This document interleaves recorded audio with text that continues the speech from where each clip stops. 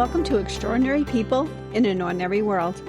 I'm your host, Beth, and I'm an ordinary person amazed by the extraordinary people surrounding us. This podcast is about people who live among us who are doing extraordinary things. You can expect to meet people from all walks of life doing things that may inspire you, make you want to change, or just simply sit back and delight in their stories.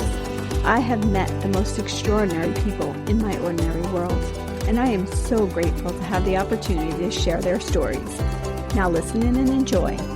Your inspiration may be right here in this episode. Welcome to June's edition of Extraordinary People in an Ordinary World. Today we have Joshua Santiago journey, who's nothing short of remarkable. He grew up in Philadelphia and faced challenges that could easily derail someone's life. He had a difficult home environment, struggles with the law, and even spent a little time behind bars. But instead of letting those obstacles define him, Joshua chose a different path. After his release, he set his sights on becoming a barber. It wasn't an easy feat, but Joshua persevered. And upon completing his training, he saw a greater calling. Recognizing the deep need for compassion and support among those less fortunate, he founded Empowering Cuts, a nonprofit that offers free haircuts to the homeless in the streets of Philadelphia. I found out about Empowering Cuts one day as I was scrolling through Instagram. I saw Joshua doing haircuts for those that were homeless. If you haven't seen this, you must go to Instagram and see Empowering Cuts. You will be brought to tears. His unwavering empathy and commitment to making a real difference is truly extraordinary. And today, I'm honored to welcome him. Welcome, Josh. And I hope you could start out just telling us a little bit about yourself and then how you grew up, and then we can get into what you do now. Yeah, so first thing first, thank you so much for having me on your platform. I truly appreciate it. Seriously, thank you so much. It's my honor. There's individuals like yourself that helps me spread awareness to everything that I've been doing for the past 10 years, because it's been 10 years now that I dedicated my life to traveling the country and providing free haircuts for the less fortunate. So that's amazing. That is amazing. And honestly, it is my honor to have you here today. Yeah, I appreciate that. So the first question was, what did you say that? Yeah, I'm sorry. I was hoping you could just tell us just a little bit about yourself, how you grew up, where you grew up, your family, and then you can get into, how things progressed in your life to bring you to where you are today. Gotcha. So I grew up in North Philadelphia, still live in Philadelphia to this day, but I just live in a better section of Philadelphia than the section that I actually grew up in. It was difficult. It's a difficult upbringing for me. Growing up for me, I only had my dad. My mom, she was a full-blown addict. My dad, he was a functional addict. And I always get emotional around this part. But I understand. Yeah, so my mom, she was a full-blown addict. My dad, he was a functional addict. And the first time my mom ever got high was with my dad. And, he ended up leaving her for dead when she became a full-blown addict. So my dad, he took custody of me and my brother. Me and my brother had it extremely rough with him because he was physically abusive, mentally abusive, emotionally abusive. And that's not me calling him a bad person, right? Because sometimes when we're a kid having kids, we really don't know what to do, especially when we never had a great example of what a parent looks like. And unfortunately, that was his situation, So I'm honestly thinking that he treated us the way that he did because that was the best that he could do at that time. Always feeling like I had to fend for myself regardless of him being in my life. I always felt like, I wanted the latest shoes and I wanted the latest clothes, and that led me to start getting locked up at an early age. I want to say like 12 years old. That was the first time that I ever caught a case. That case, I think it was like a little robbery case, which we end up, it was like just like a little, like one of them little robbery cases that we end up just going inside of somebody's house that we knew and just like snatching a bunch of stuff that really didn't hold no value to us, to be honest with you. They got all their stuff back. Right after that, it was, me always feeling like I had to fit in.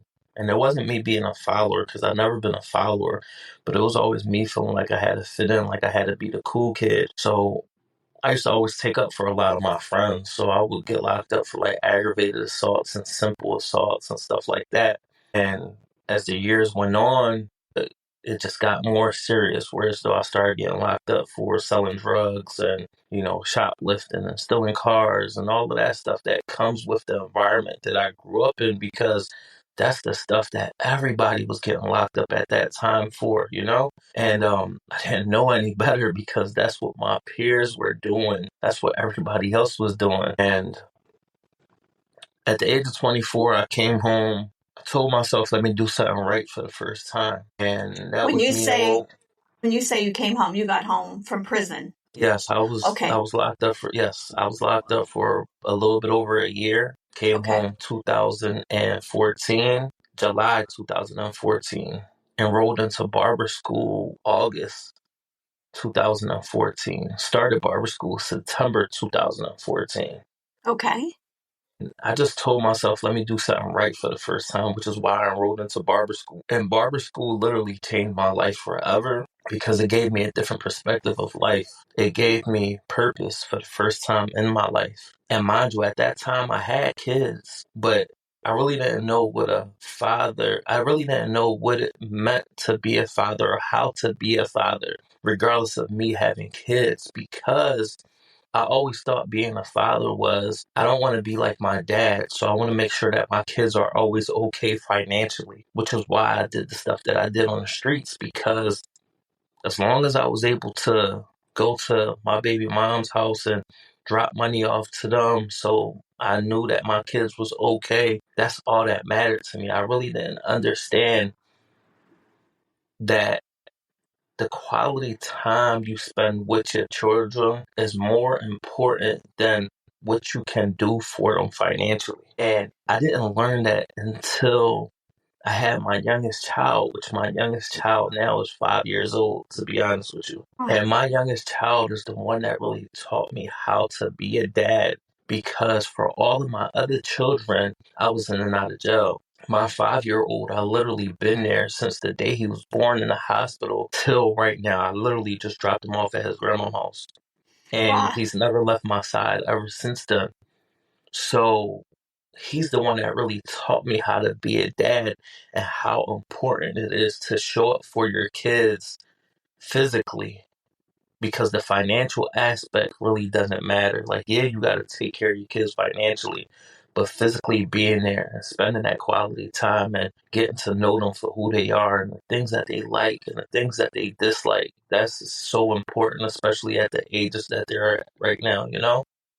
You have a Um, relationship with all of your children right now, though, right, Joshua? all of my children, yes, for sure. All of my children. And I say all of my children because I have a lot of children. I have 7 boys and 3 girls, right? So Aw, it's 10 of them in total. And I have a relationship with every single last one of them. Like, weekend that just passed, a ton of them were at my house. that's Like, great. I'm extremely involved in all of my children's lives, and I love them to pieces. Seriously, I do. So when I enrolled into barber school, my barber instructor, he would take the whole class to shelters. That's how I learned how to cut hair, because his method was always, none of you guys know how to cut hair, so we're gonna go into these shelters. We're gonna practice, and y'all gonna be able to give back at the same time. So I will go into these shelters. I will provide these free haircuts. And one of the barber instructors that was there, his name was Darren. And that's like my right hand man now. Like, that's one of my best friends. And when I was going into these shelters, he used to teach me. He would cut one whole side of the head. And mind you, at that point, he was cutting hair for years. He would always be like, I need you. He cut one side of the head, and then he's like, bro, I need you to just match what I did on that side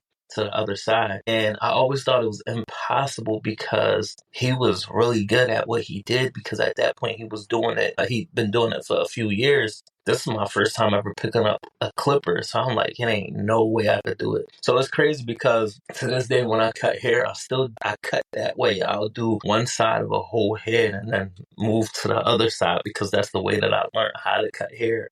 That's very unique. I know. I don't know why I do it like that, but I'm guessing it's just the way that I learned. So that's the way that I do it. But But your instructor was brilliant with that idea. Yeah, no, for sure. And that's like really like that's like my brother. Like we do everything together. We go to shows together. We go to a lot of places together. They changed my life, they really did. So I'm extremely grateful for, my barber instructors for sure, for sure. And to this day, they play a really big role in my life. They really do. Yeah, went to barber school, graduated barber school. Around the time that I graduated barber school, my barber school ended up going bankrupt. So I was able to graduate on time, but I still put in for a forgiveness loan. They forgave the whole loan that I originally took out for school, which was $20,000. So I basically went to school for free. Um, Around that time, I had a nonprofit organization. They ended up flying me out to Sacramento, California. That was my first time ever on an airplane. And that Was changed this your nonprofit, Empowering Cuts, or was it someone No, else's? it wasn't even somebody else's. Okay. Because Empowering Cuts, the name or the nonprofit wasn't even formed yet. Interesting. So yeah, so they flew me out to Sacramento, California, and that gave me a different perspective of the homeless population because at that time, I never been on an airplane before. So yeah, I knew homelessness was everywhere else, but I never got to experience the homeless population anywhere but in Philadelphia. So when I traveled to Sacramento, I'm like, wow, like the homeless population here is humongous as well. And then I drove out to San Francisco, and when I went to San Francisco, the homeless population there was even more massive. And I'm just like, you got McLarens, Lamborghinis, cars that I don't even know how to pronounce that's driving by, but the homeless population in this neighborhood is insane. It didn't make no sense to me at all. Then I'm just like, you know what? Like, I would love to just, travel the country and provide free haircuts. Up to date, I've been to a lot of places. 2017, that's when we came up with the name Empowering Cuts. We turned it into an official nonprofit organization. I want to say 2019, 2020. We turned it into an official 501c3 organization. And, once we did that, that's when it started to make sense, to be honest with you. Because prior to that, I was doing Uber, and Uber was funding everything that I do with Empowering Cuts. It was extremely difficult because I still had to take care of my responsibilities and do Uber and, fit time in to cut individuals that was homeless. So it was just extremely rough. Yeah, that getting the funds to do this must be difficult, I would imagine. And like you said, you were doing these haircuts, but you're trying to do Uber as well, and you're raising children. So all of that together was a lot. So exclusively now, you're Empowering Cuts, correct? Yes, for sure. Do you have others that work with you, or are you solo? So I do have people that come out from time to time that do volunteer day services as far as barbers and cosmetologists and, stuff like that. But for the most part, it's just me. Yesterday I was out there. My homie Dana, she came out. She was able to help, do some females' hairs in Kensington yesterday. So she was able to help me with that. But for the most part, it's just me. But I do have a team of individuals that do volunteer from time to time for sure. That's amazing. So you said like 2019 is when you started. And here we are, 2025, and you get all of your funding through. Go ahead. So no, I started. I always, because I say it's been 10 years because I started providing free haircuts for individuals that was homeless while I was in barber school in 2014, because that's how I learned how to cut hair, because my barber instructor would take us to these shelters. So I always say 2014, that's when I started, which is why I say 10 years for sure, Yeah, that's a good amount of time. Yeah. Good amount of time. But exclusively doing haircuts for the homeless since 2019 or 17, I want to say. Okay. Yeah, all right. 17. Now, how do you get your funding, may I ask? Everything is social media driven, to be honest with you. So I haven't filled out for no grants and stuff like that because it's just me. And I don't want to feel overwhelmed with the financial responsibility, knowing that I could get approved for X amount of dollars and it get allocated the wrong way when I don't have the right systems in place for that, Yeah, that makes sense. Yeah, so right now, like I'm in the process of revamping my board right now, so we could start filling out for grants, because I know that that'll put us in in a way better situation as far as, certain goals that we're trying to reach. But right now it's just social media. driven as far as like all of our donations that we get is strictly through social media and individuals that see these videos and feel in their heart that they want to just support something that's good. So Josh, I know my audience is the type of audience that really loves this kind of thing. So if they wanted to donate, how would they do that? Yeah, so the website is empoweringcuts.org. That's the way to donate. Or you can follow me on social media at Empowering Cuts and just click the link in the bio as well. And I'm gonna put this all in the show notes so that anybody who wants to get on there and donate can help you out in this very, very, generous thing that you do. Yeah, no, thank you. I'm listening, I'm sorry. No, that's okay. Would you be able to tell us about your typical day? Yeah, so a typical day for me, honestly, is me taking my kids to school, afterwards coming home, getting myself ready, making sure that all my barber supplies is charged and everything is cool, making sure all my equipment is cleaned off, stuff like that, and headed into Kensington to see if I could find some individuals that I never cut before. And that's extremely hard because I feel like I cut everybody down there, so I'm cutting the same people every day. And in order for me to form like newer content, I would have to find new people, and sometimes it's extremely difficult. I'll be out there 2 days, 3 days straight cutting the same people that I cut. And sometimes it's just hard for me to create new content that way. But again, for me, honestly, it's about going inside of these communities and making people feel good about themselves and putting smiles on their faces. That's what really truly matters to me.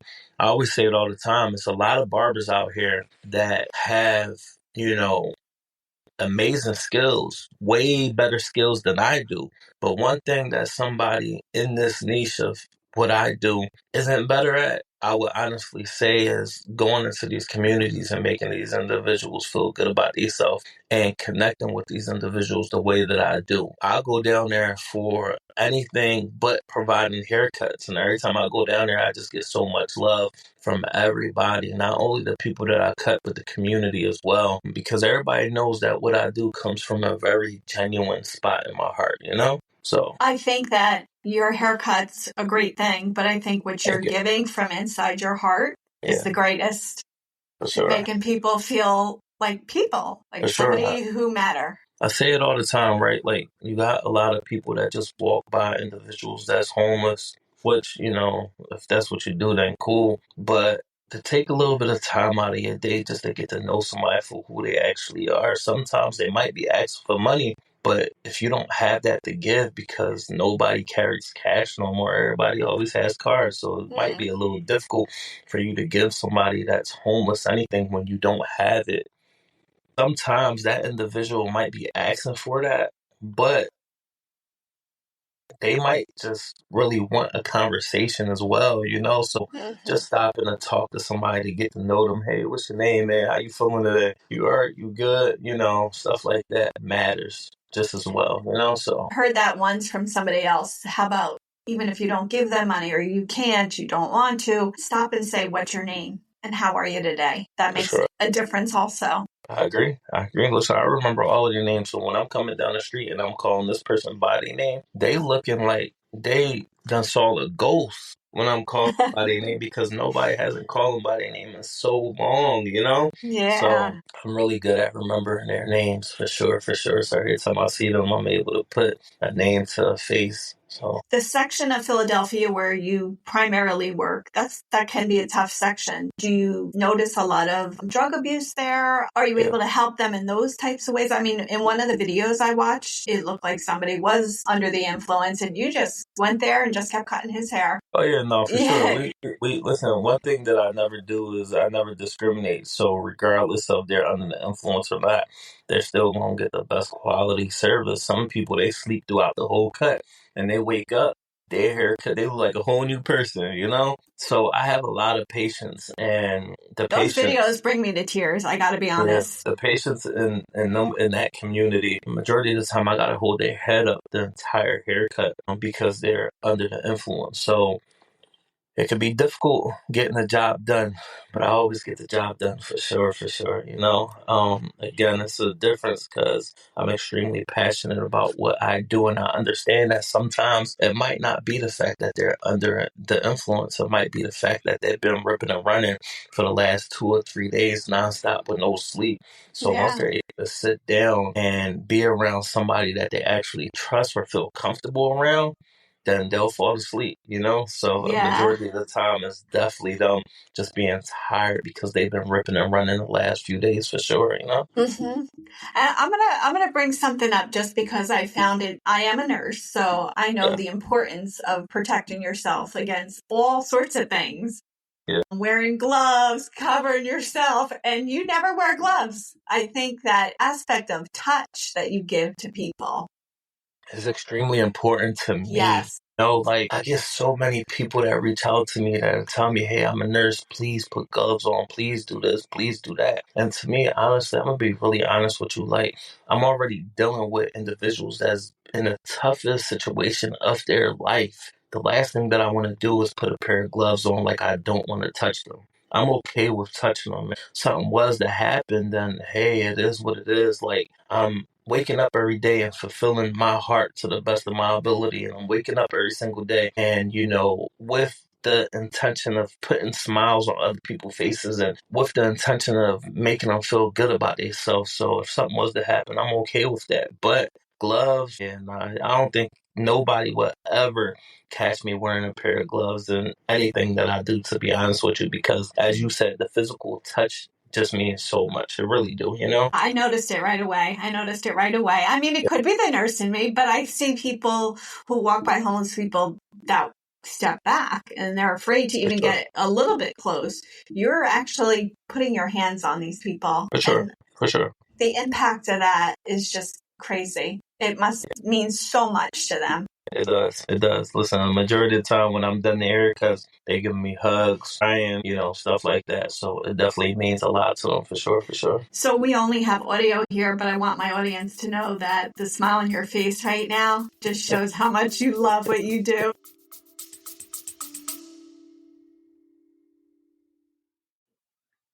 I want to take a moment to thank our sponsor, Calm Creations. If you like relaxing by the warm glow of a candle with the scent that brings back memories, I've got the perfect candle company for you.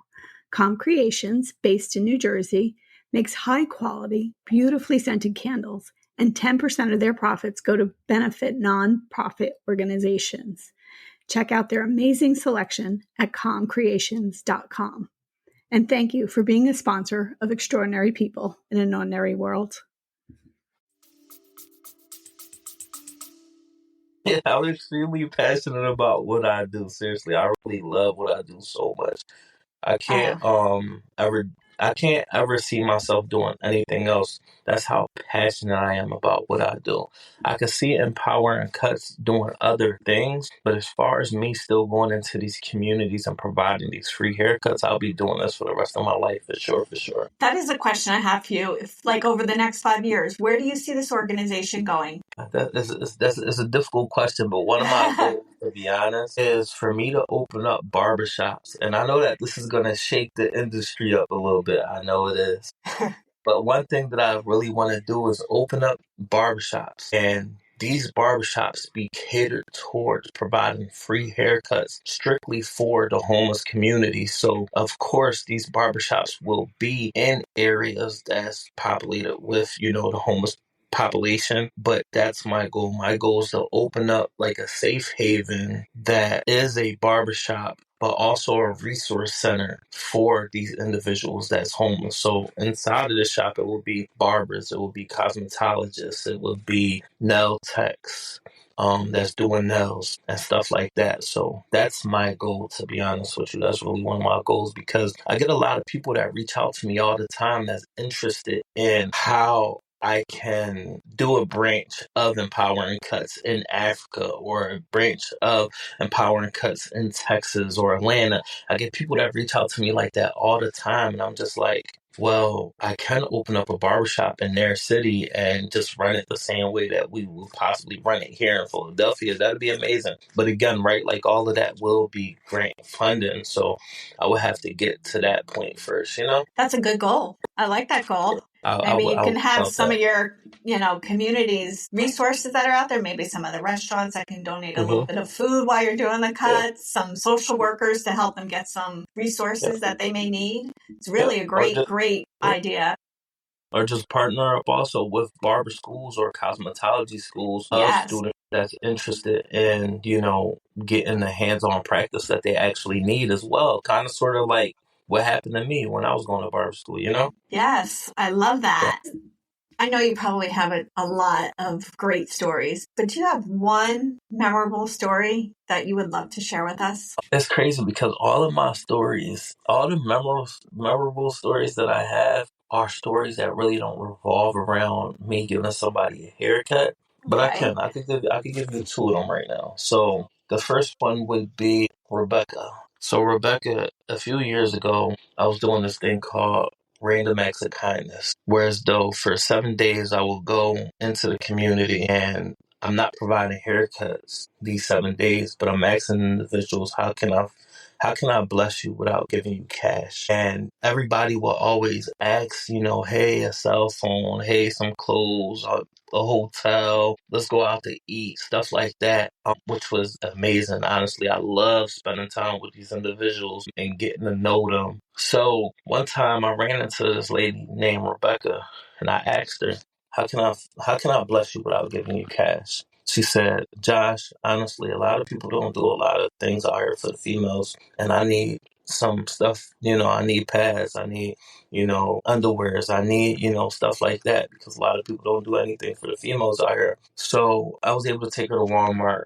brought her a book bag, brought her a bunch of stuff so she could put everything in the book bag, food and, undergarments, all of that stuff. And she was so appreciative of what I did that I haven't spoken. I didn't talk to her. Me and her, we lost communication. I want to say 3 years later, she ended up reaching out to me. This was a few months ago. She was like, "Hey, do you remember this video?" She sent me the video. She was like, "Hey, that's me in the video," and I couldn't believe my eyes because looking at her now compared to what she looked like back then when I met her, looked like a total different person. So then I end up taking her out. Me and my friend Dana, we end up taking her out for like a lunch date. We, was catching up with her, and one thing that she kept on asking was, well, she wasn't asking, but she kept on just saying, well, I feel like if I had a car, I'll be able to do so much more. And once she said that, I told Dana through text, I'm like, yo, we're going to get her a car. We're going to get her a car. We're going to try to see if we could raise enough money so we could buy Rebecca a car.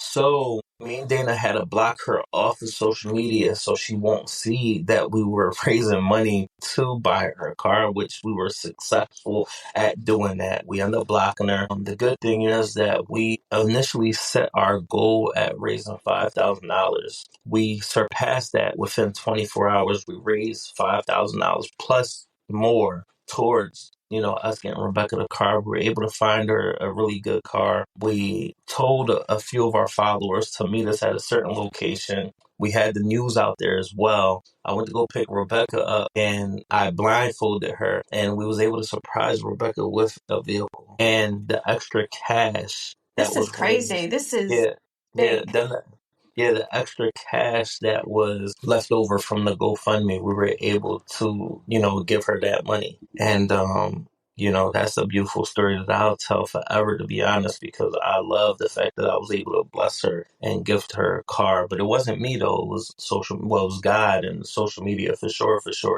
that was able to help me make that happen, to be honest. Well, it Another was your story, organization. I mean, you yes, getting it all yeah, together yeah. and your big, I get it, but beautiful I don't really heart. like I get it, but I don't really like taking credit for stuff like that because none of it would be possible if it wasn't for God, but also my followers, the people that really believe in that they donate to Empowering Cuts, knowing that the funds go directly to what I say they go to every single time, Yeah. So that's what, So another story, I was doing Uber. This was years ago. I was doing Uber. I'm on the highway and I see somebody walking on the highway and they have a big blanket and it's pouring down raining. So I'm like, I drive by the person, but I'm like, nah, let me reverse. I reverse.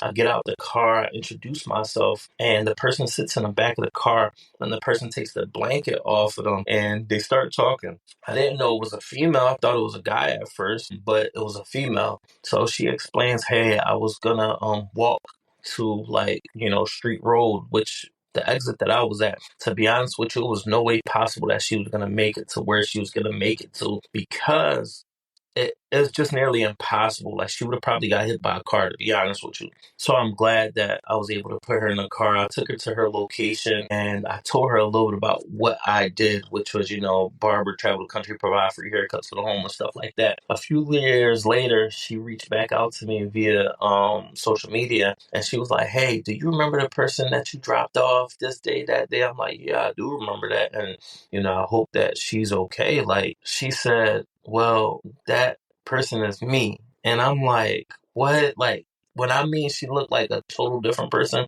I'm talking about Megan. Her name is Megan. But I mean, she looked like a total different person, to be honest with you. She looked amazing. And Megan, now to this day, she goes into the Kensington section because she has a nonprofit organization called the Grace Project. And she goes into the Kensington section and she gives back to the same community of people that she once was getting high with. So extremely proud of her. She's actually about to have her first kid. Haven't spoke to her in like some time, but she's about to have her first kid. And honestly, Megan is doing amazing. And that's just a story that didn't have anything to do with a haircut. I was just driving, doing Uber, and I saw her walking in the rain with a blanket covering her. And I was able to do her a favor by just picking her up and taking her somewhere. Yeah, I think what that teaches us is one act of kindness can change somebody's life. For sure. For sure. I agree with you 100%. So, Josh, in wrapping up, if you could send one message to the audience about whatever it might be, kindness, giving, what would be your message to send? You hit it right on the nose. Be kind. Be kind. Really, I'm really big on just being kind and treating people the way that you want to be treated. If you were ever in their situation, if I was ever homeless, because I know it could happen to me, I would want somebody to offer me a free haircut because I know how important a haircut is to me. Or just having a conversation with me because I know how important a conversation is to me. So I wake up every day with this model of me doing for others the way that I would want somebody to do for me if I was ever in their situation. That's literally how I live my life every single day. So it would definitely just be kind, honestly, because I try to, regardless of anything that I go through from my personal life to empowering cuts me feeling extremely overwhelmed, shuffling through DMs, shuffling through emails, shuffling through content that I got to put together on social media, me still being a dad and prioritizing that.